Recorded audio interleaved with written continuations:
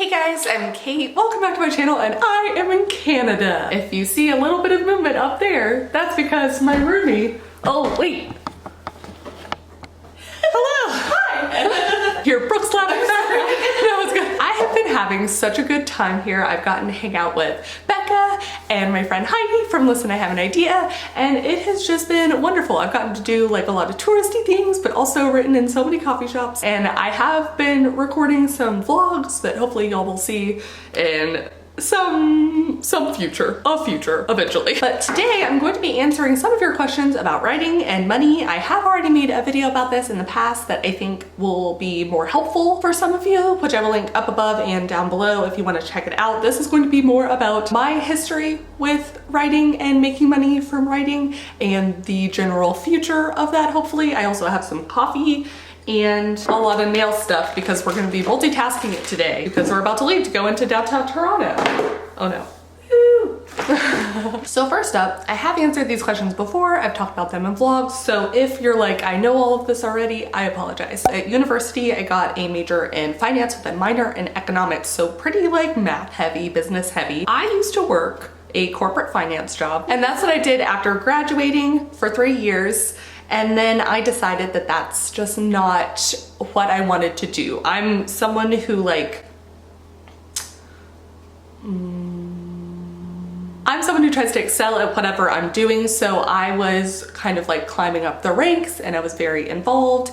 And I think I had somewhat of a wake-up call. I was working too many hours. I was working on the weekends. I was working on vacations. And I think that was the tipping point for me where I couldn't even get away from it when I was like with my family. And that's just not what I wanted. And I understand tons of jobs have you do that. And I also realized that I had an opportunity where I didn't have to do that. I need another cotton ball because this hand's done. So I had also saved up from working corporate for 3 years. And so I had a backup plan, but I'm very fortunate in that my parents were happy to have me come and live with them. So I didn't have to pay for rent, which is one of the biggest expenses. The biggest expense. Is rent your biggest expense?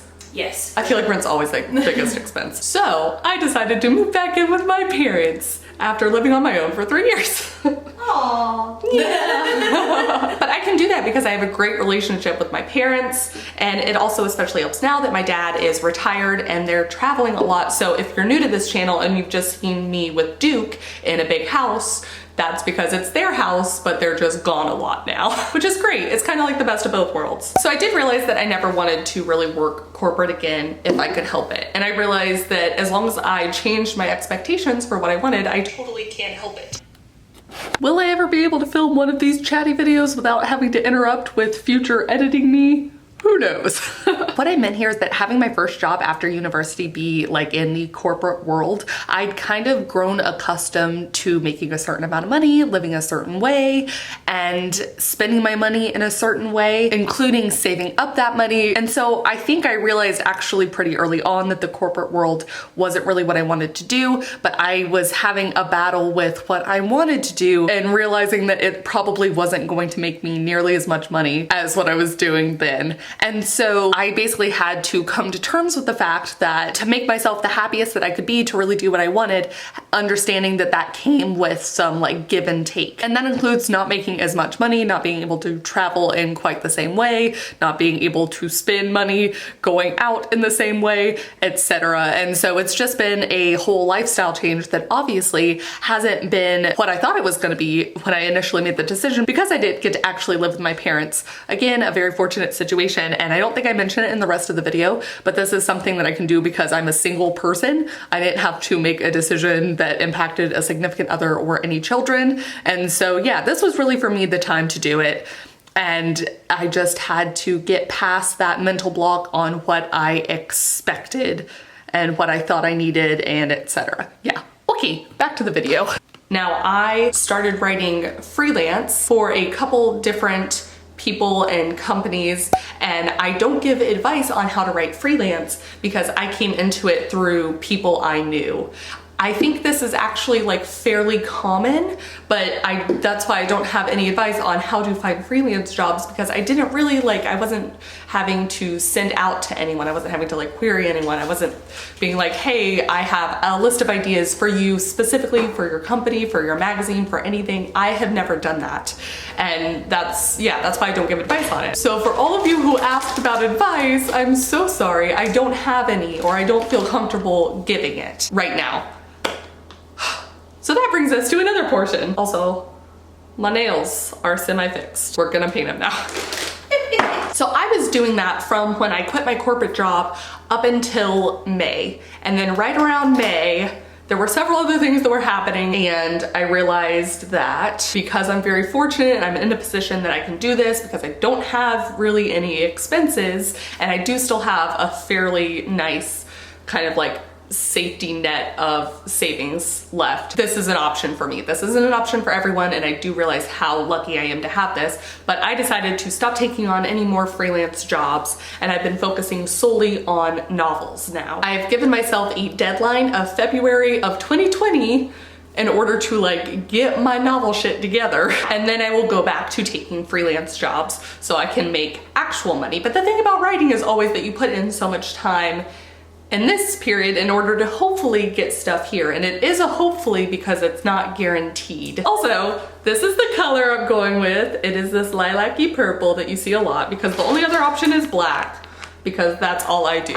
Okay, so Brooke made an excellent point, and this is something that also went into the decision making. Now, it's not a lot of money, but I am making money now from making YouTube videos. And I think on the low end, I can expect $400 a month. I've made more than that almost every month since I made that decision, but like, as far as things go, I can count on that. So in that original money and writing video, I talked about how you could kind of use Social Blade to see an estimate of how much authortubers are making or other YouTubers are making, because at the time I'd seen a lot of people recommending starting a YouTuber authortube channel for the sole purpose in some way of making money from it, and I thought it was silly. I still think it's silly. I will continue to recommend you make authortube channels because it's a great way to document your like writing experience and your growth as a writer and all these awesome things. But I did want to add some clarification when I said that I can expect $400 a month, and I've made more than that since then. For reference, I don't know that you can actually see this. For the past 28 days, I've made $928 as an estimate. I assume I can make $400 because that can always change, and this last 28 days was a unique situation because I had that I tried writing like JK Rowling video kind of blow up a little bit,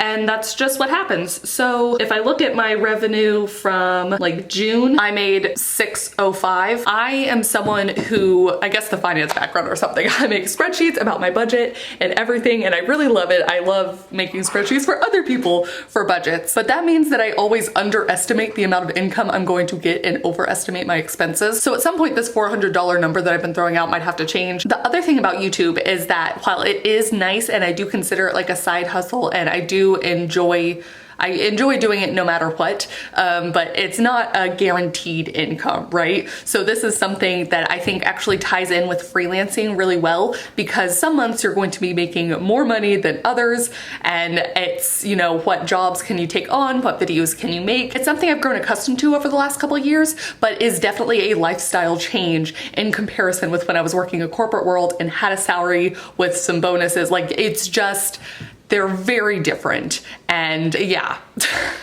I was listening to the Creative Pen podcast, and she had one about, you know, making the journey into becoming a full-time creative person. And she said that basically that first year is kind of like a flub year because you're just kind of like trying to even get used to this whole change in routine. And yeah, so anyways, for those of you, I'm not giving advice, but for those of you who do this, it's something like to expect, to be like, oh, this is different, this is new. Yeah, okay, back to the video.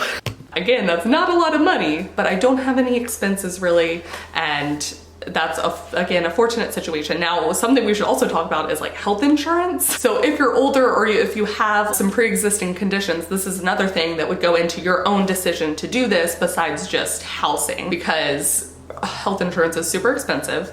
and you gotta have something coming in order to attempt to hopefully cover that. Big sigh. So all of this is very personal to you and your situation, which again is why I try not to give advice. Though that money and writing video, I did talk more about like how authors make money, which is not a stage I'm at yet, but it's one that I had just learned a few things that I thought were super helpful. So it's kind of helped me to plan ahead. And I do have a marketing plan for my books, which was another question, but that's not what I'm gonna get into in this video. But I have made some book related decisions based off of what I think will make me money at certain periods and just what I enjoy, obviously, because I'm not doing anything because I think it'll make me money. It's gotta be because I genuinely like writing it. But I feel like if you want to be a writer who's making money, that's gotta be something that you're kind of considering. Like, how commercial is this? How viable is this? Etc. All right, the first round of the purple nails are done. Woot woot. Brooke is still here. Oh, I ducked down and it's just her leg. Let's see. Someone asked if it ever bothers me that I still live at home, and hopefully I answered that, and that like my parents and I have a great relationship. Sometimes it does feel weird that I'm 27, just turned 27, and I live with my parents, but I'm also kind of like, it's honestly a great situation, and I'm very fortunate, and I'm hoping it'll set me up so that in the next couple of years I can live by myself again and get to be doing exactly what I want to do. That may not come true, but that's the hope. And also I think having lived on my own for so long, because I didn't have roommates either, I can appreciate what I had, I can appreciate what I have now, and then I'll appreciate what I have next. Someone also asked, since becoming a freelance writer, does it change how I read? Not really, it hasn't changed, though I do think since writing more regularly, that's changed. Because I know Brooke and I have talked about books before, or movies or TV shows where we're like, we totally saw that coming because we're writers and we know what you're supposed to do next. We know the arcs and we know all this stuff, but I don't think that freelance writing has changed that. I think just novel writing has. And then we'll end on this question because it's a bit of a long one, but it's a good one because it's just the future-ish. What are my goals for my writing career, and are there time money requirements around those goals? Is there a point where my corporate savings will run out and I'll expect freelance writing and books to support me? When? Will I get a job if it doesn't? I think I've answered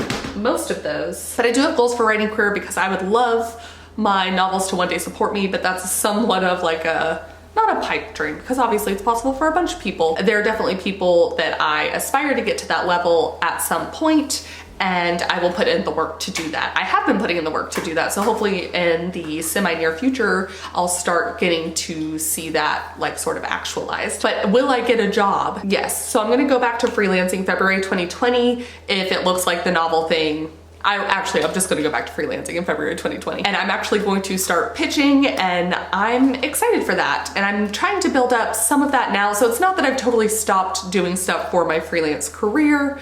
A lot of those essays that I've talked about a little bit here and there, I'm hoping that I can use to pitch in the future. So I'm still working on stuff, but nothing that's currently making me money from my writing, it can be argued. I'll get a part-time job. I won't go back to corporate. That's just not something I want to do. I've thought about maybe like a mid-sized company where the expectation around working so many hours isn't there, because I do think that corporate, my experience has been that that's just more and more how it goes. So yeah, I don't think that's for me, but I do think a part-time job is something that I'm considering. Bookstore! Certainly. I think a bookstore would be so fun. Hopefully this answered the questions. I have a little bit I need to go back over with the top coat on my nails, and I do have some coffee left, but hopefully that answers the questions about me personally with work and money and writing. If you have any questions, please do comment them down below. I will be happy to look at them. Please tell me what your experience has been with making money as a writer. And is that something you aspire to do full time? Or I've seen a lot of people who just like writing fan fiction, or just like writing for themselves, or just hopefully want to do it as like a, in quotes, side hustle. Yeah. Let me know. Thank you guys so much for watching, and I'll see you all very soon with a new video. Bye. Bye! Now I have to like adjust it again. Are you too close to my face now? Yes, you are. So one of the things that I realized I wanted to do, so I guess now I gotta start. Where am I going with this?